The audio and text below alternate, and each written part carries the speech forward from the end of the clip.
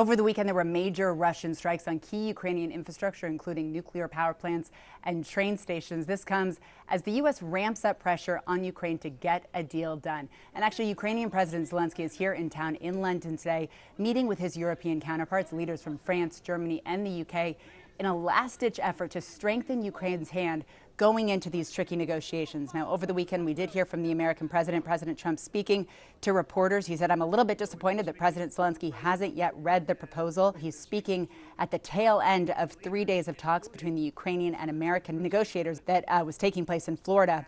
Now, Trump also said he believed Russia is on board. He said Russia's fine with it. We have not heard from Russian President Vladimir Putin. He has made no such announcement.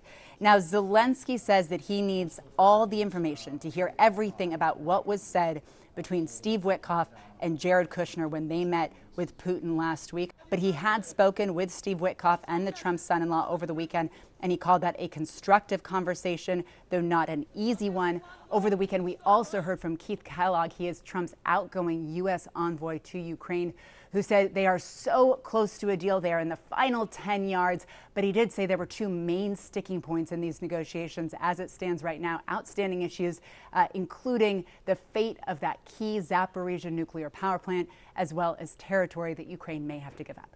Molly Hunter, NBC News, London.